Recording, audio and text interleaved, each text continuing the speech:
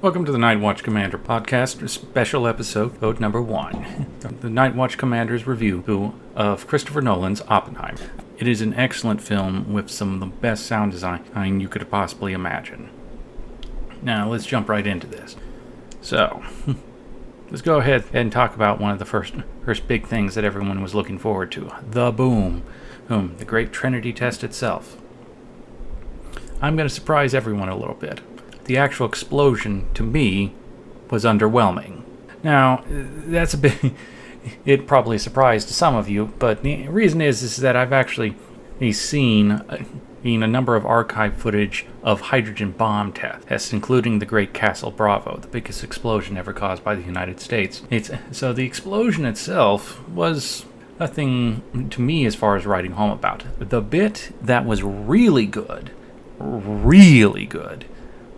it was the actual sound effects that Christopher Nolan was able to implement in the film itself. That is probably the closest any of us will ever come to actually feeling, in so many words, a nuclear explosion. And that, for that one moment alone, everyone should go see this film. It's genuinely not something I can describe. You're just going to have to go see it for yourself, and I do recommend you do so. Now, as for the rest of the film, okay, to the parts I didn't much actually care about. In honest truth, the last 30 to 40 minutes of the film, to me, and spoilers now, out to those of you who haven't seen it, so stop here. If you came here just to hear me wax on about the explosion, which is what everyone's typically going to be talking about, you've already heard my positions on that. The rest from this point on is entirely spoilers and my commentary on the historical events portrayed in the film. With the issues of the last 30 to 40 minutes of the film, it very much comes to the realities that even scientists, Oppenheimer, in what the film is trying to portray is Oppenheimer and the scientists around him are still human beings. This also means the negative side of humanity. Greed, pride, and competition with one another, and over things that one should hope, but sadly is not always the case, that humanity would actually rise above of itself when dealing with the issues such as nuclear weapons. Sadly, from the perspective of politics, we haven't ever been able to do that. Thankfully, in regards to its use, we have. And when I say use, I'm not talking about testing and development, I mean actual deployment. It is a miracle, and I am grateful for it, as is all of humanity. God and everyone else, and I do mean God in this case, that the nuclear bomb, the atomic bomb, has ever only been used twice in combat, and we all know the names of the towns of Hiroshima and Nagasaki. But we should be even more grateful that the hydrogen bomb has never been used in combat. But in regards to the development of it, I do think the U.S. government did the right thing in actually producing it. And those who pushed for it were in fact indeed correct. And on this issue, Oppenheimer, I believe, was wrong to actually try and oppose it. One of the reasons why is that the Russians were already developing it.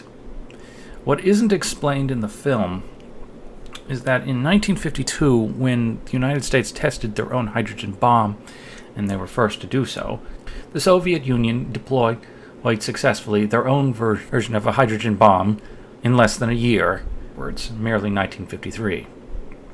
That development cycle, does not show in any way a concept up to where they were just suddenly deciding to do it or not before we did, or were ultimately pushed by our creation to develop their own. They were developing it in parallel. If we hadn't have developed it, it's quite certain in my mind that the Russians would have developed it and then we would have developed it after them, in any case. The biggest issue, in truth, when it comes to nuclear weapons and their practical deployment is actually delivery systems, and this is touched on at the end of the film. And there's hints of it, but there's this moment at the end of the film where Oppenheimer is looking out and he imagines nuclear ballistic missiles delivering warheads all over the world. One of the major things that makes this important, however, is why the bomb by itself couldn't do all that much. Now, what do I mean by this? And this is one of the things the film doesn't touch on as much. And that's the issue of delivery systems. The reason why America could have the bomb and deploy it was because we had the aircraft, long-range strategic bombers, that could actually deploy the weapon in the first place.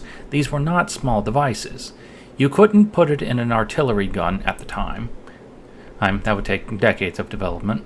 You had to have an actual aircraft that could actually physically lift it over to its target.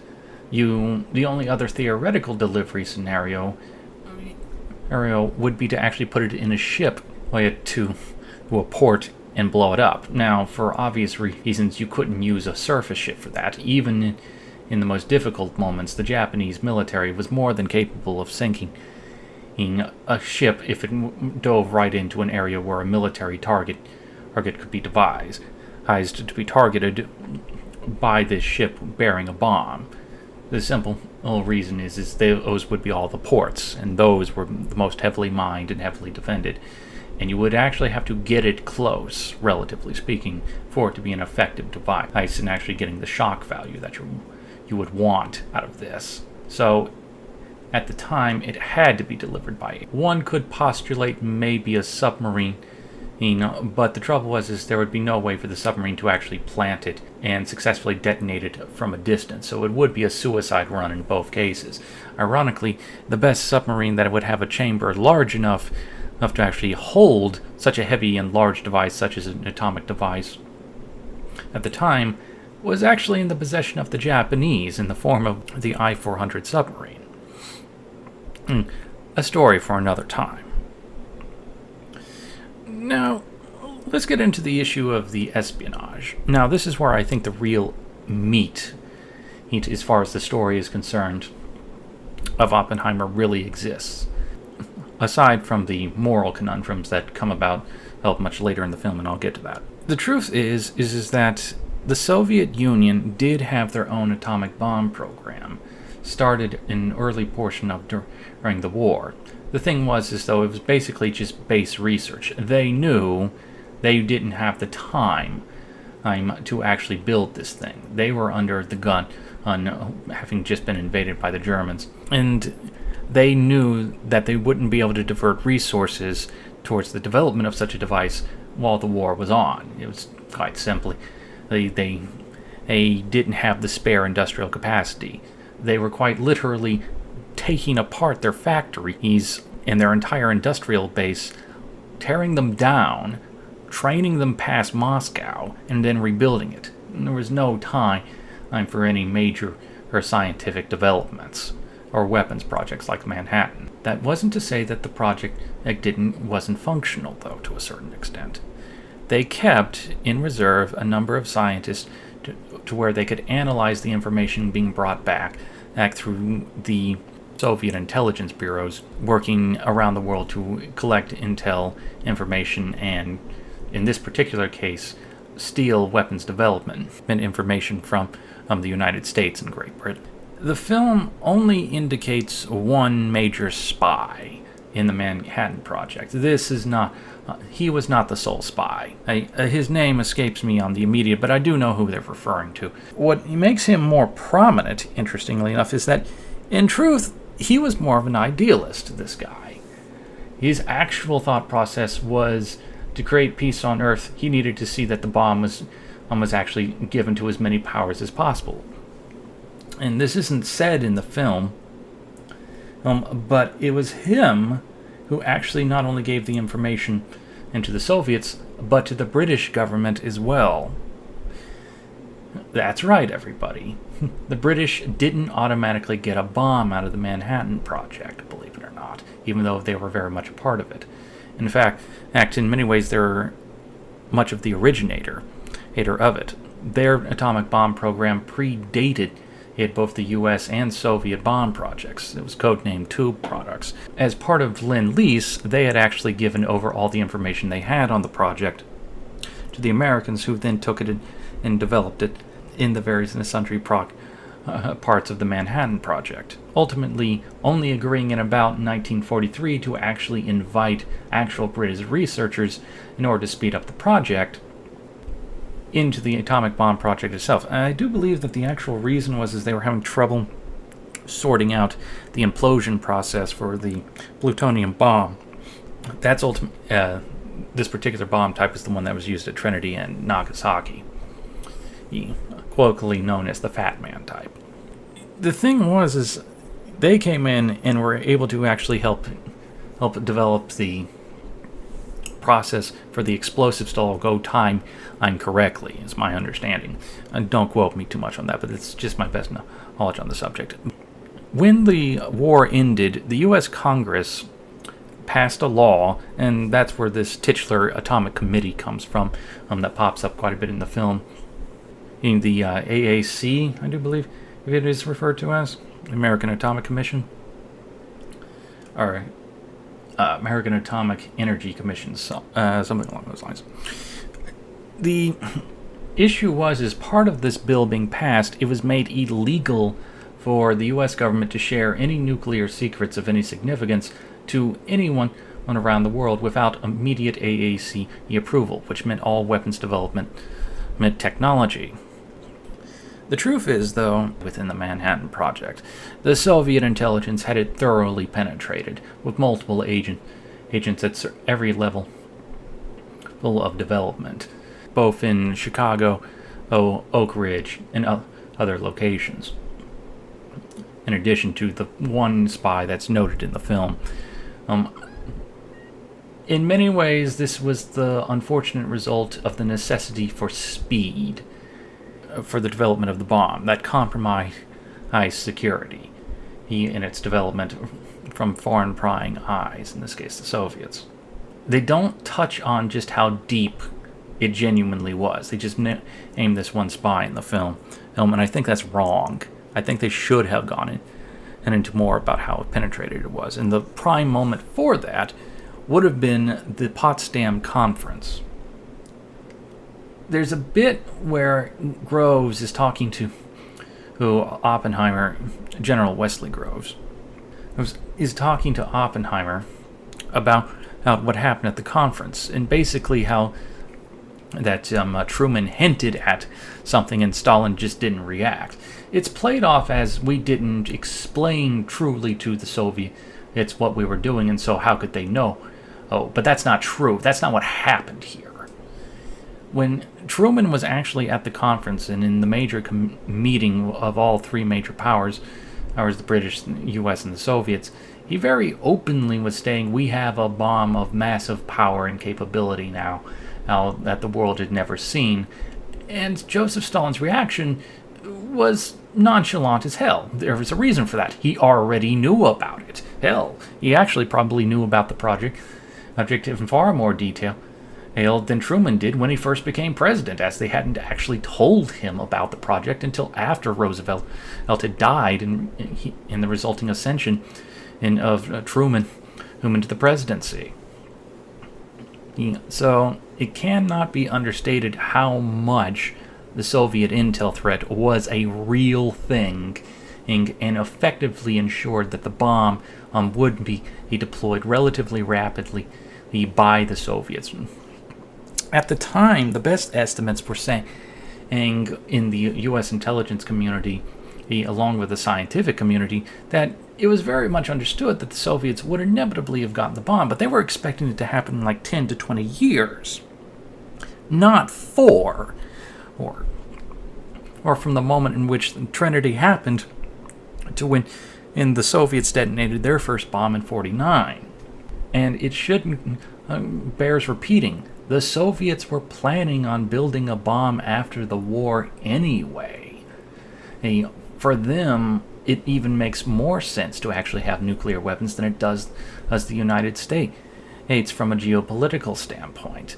The Soviets, the Russians, have been invaded dozens and dozens of times over the years. Why wouldn't you go after or the development of a device that might in fact give you security against future possible invasion? So whether or not what happened, the Soviets were going to build the bomb. And how you can know this is that the US, Russia, Russia and Germany, which is very much touched on in the film, and they do actually do a pretty good job of talking about the German bomb project. It's not quite as detailed as I would like, but you still get all the major high points. Though it should be noted the bit where Oppenheimer talks in the film about how their best chance is how Hitler considers atomic research Jewish. It was I don't know how to explain this, but basically a Jewish pseudoscience. And there was a bit more to it than that. The German military, which actually did a bunch of work when it came to weapons development, was very much, along with the Nazi Party, spread out a bunch of their development of weapon systems. The V2, which is noted in the film is used as the precursor to the idea of ICBMs, which is touched on, was part of this process. It's a major historical area of contention of what could the Germans have actually done, technologically speaking, to win the war. Well, the one thing they did absolutely wrong, and particularly when it came to the nuclear bomb, is that they spread out development marks, in this case, Reichsmarks, currency of Nazi Germany, to multiple different projects all over the place. And as a net result, unlike with the Manhattan Project, there wasn't the ability to concentrate and really push down on something if they could find a war-winning weapon and actually get it really developed quickly and deployable. Even then, the Germans never developed a strategic bomber or delivery system which would have been able to deliver the weapon in a way that could have won them the war, even if they had developed the bomb in the first place. A V-2 rocket's payload delivery capacity was way too small for any potential nuclear weapon of the 1940s. But moving on, one of the things that's missed by history is the fact that in many ways the bomb was actually pretty inevitable. There were other bomb projects going on. The British would have continued their own bomb program if they hadn't have allied with the U.S. anyway.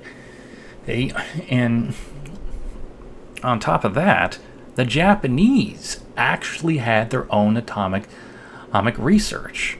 One of the reasons why they were able to understand what they were up against and why they quit the war after the bombs were dropped is they had their own atomic researchers who were in some ways like the Russians, just doing some baseline research, hoping for intel or support from their allies in the case of Germany.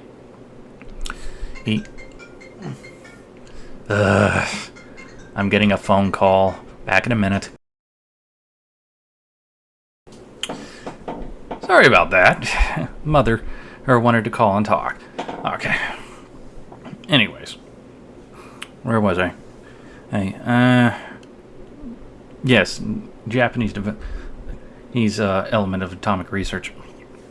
The Japanese researchers were able to come back and explain relatively quickly to the Japanese imperial leadership, and ultimately including the emperor, that no, this is not some just explosive of here. This is a genuine atomic device, and we are screwed. We need to quit this right now. And from that, it enabled the emperor to have the political ammunition and to actually force the imperial army to call it quits. And this is where I get to the last bit of my review and just commentary on the film. Understandably, the film goes through many moments of just the horror, or what have we done, what have we unleashed. Well, let me tell you right now what the Manhattan Project has actually done. In the film, it states the fact that somewhere around 200,000 Japanese died, either from the explosions of the atomic bombs or the resulting radiation sickness that came afterwards. What they don't say is how many lives it saved. The bomb, as a practical matter, created the circumstances that allowed the peace faction in Japan to have the upper hand, to force the military element to finally give in, that they could not win. And it did take both of them. When the first one went off, one of the arguments that the imperial militarists has put out is like they only have one of these. And then suddenly the bang goes off, and there's the second one, and then that argument didn't work anymore. What they didn't know, of course, and what is somewhat is shown in the film, is that we only had two.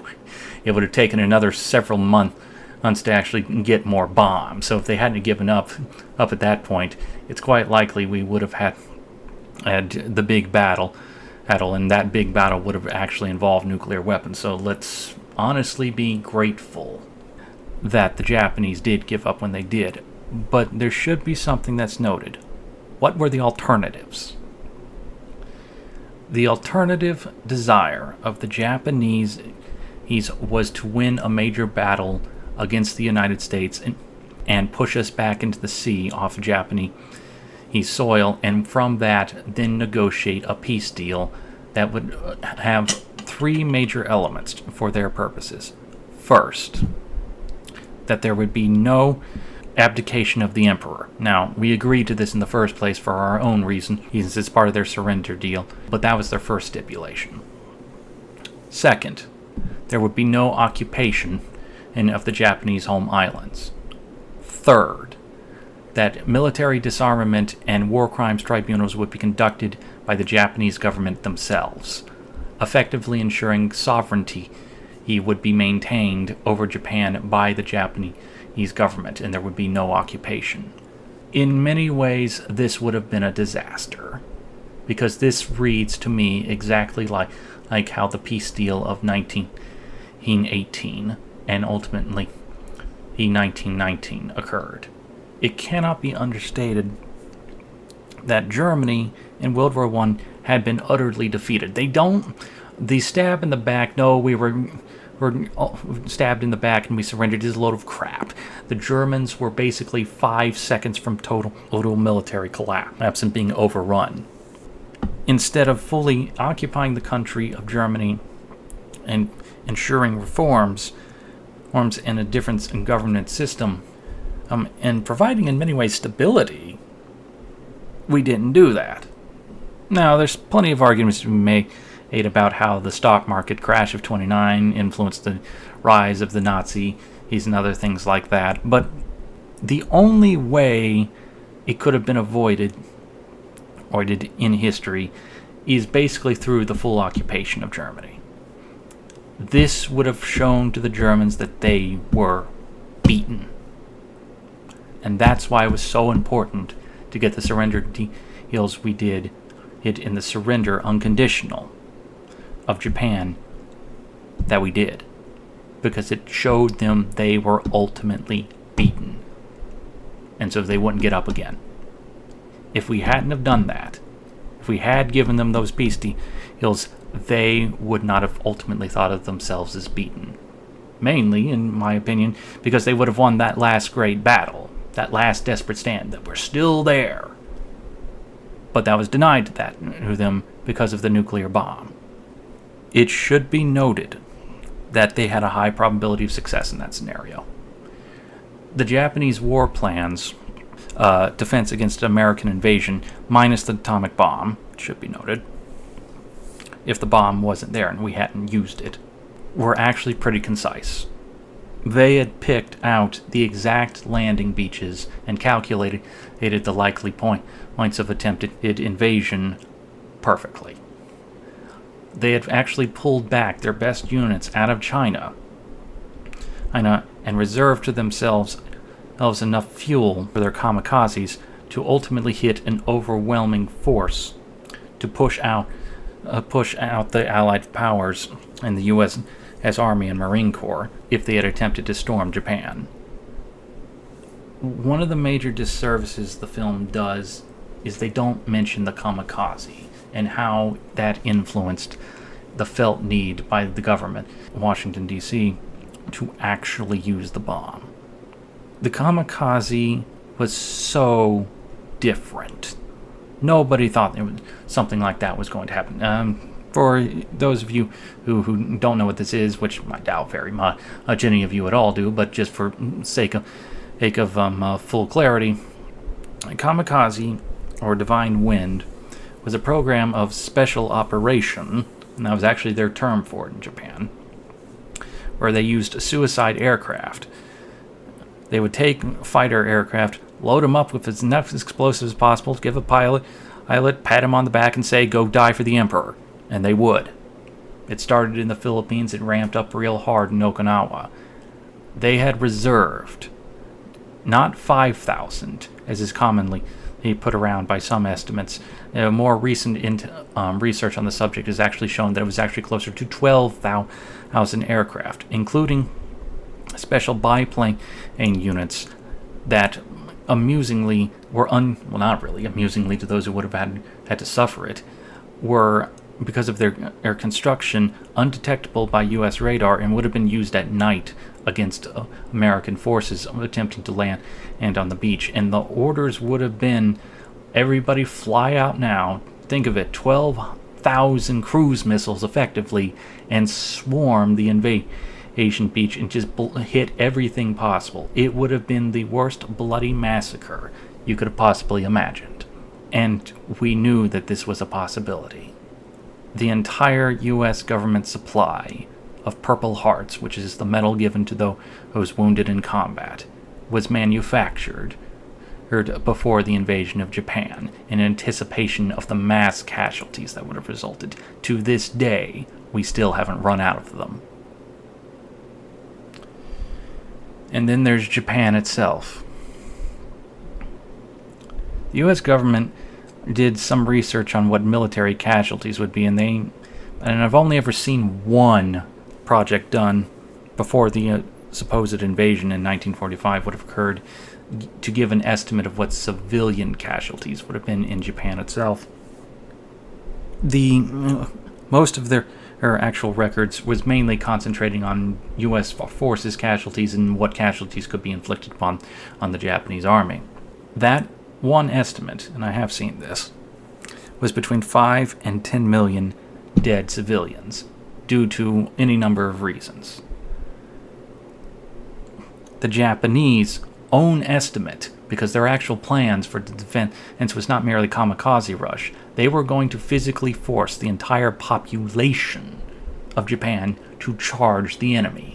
They were practicing using bamboo sticks. Women were practicing to use bamboo sticks in suicidal charges against the enemy. You can look it up, the actual archival footage that is the Japanese had taken and actually spread out their population in every movie theater that hadn't been burned to the ground at the time. They were planning as a nation to fight to the death. But then there's the most horrifying thought. And it's not the nuclear bomb, and it's not the invasion and the mass battle. The U.S. government and the U.S. military were aware of this possibility, of the realities that invading Japan, not possibility, the actual realities of invading Japan would have entailed. And so there were forces within the U.S. government that had alternate proposals that weren't the nuclear bomb. And those proposals came from Admiral Ernest J. King. King was the head of the Navy. Quite bluntly, he's the highest ranked naval officer in the U.S. Navy's history. He had an alternate proposal. A proposal that in his mind would have spared American casualties for the most part. There still would have been the kamikaze issue, but would have avoided an actual mainline invasion. This alternate scenario would have probably been the absolute death of the Japanese people. He proposed a full blockade of the Japanese islands. His literal intent, starve them out. Starvation was running rampant when the Japanese were in the last year of the war. The U.S. Navy had already prosecuted a very successful campaign of attacking Japanese shipping, though not everywhere. The Japanese still had relatively secure convoys between South Korea and the mainland Japan. King's proposal was to knock out these final linkages to the mainland Asia and fully encircle Japan itself. It was ultimately rejected as it was believed that it would take too long to defeat Japan this way. The Japanese themselves had fully estimated when the potential invasion had occurred and were prepared to hold out until that point, which was late 1945, and have the Great Campaign, as they looked at it, drag into 46. I have no doubt that King's plan, if fully implemented, would have worked. The problem is, it would have taken probably a year plus. And in that time, forget the Japanese government's own estimates for 20 million dead, and in the event of a battle during the invasion of Japan itself, I could quite easily see he'd double that number, dying from flat-out starvation. Japan, at the time, and even to this day, is not food sufficient for its population size in the mainland islands. To put this in perspective, even at the time, we're talking about 80 million people shoved into an area that effectively is the size of Maryland. Now, the total size of Japan is not the size of Maryland, but the total livable space that's in Japan, aka not mountains, is the size of Maryland. And as a net result, it's farming land and is significantly smaller. The only way the Japanese population had been able to grow as much as it did up to the point of the war was because of foreign food imports. If King had gotten his way, we would have probably starved half the population of Japan to death. That's horrifying. So yeah, the bomb killed 200,000 people. It saved, at a minimum, 20 million enemy civilian lives. Thank you for listening to this special bonus episode of the Nightwatch Commander Podcast. The Commander has already decided that the next film that'll have a special episode attached to it will be the upcoming film on Napoleon. I hope you'll come back and listen to it once the film comes out. With that said, I want to thank all of you who've listened to this episode. I thank you all deeply from my heart. And with that said, if you've listened this long, I'd like to thank you and bless you, and may the Lord Jesus Christ keep and bless you all. Thank you.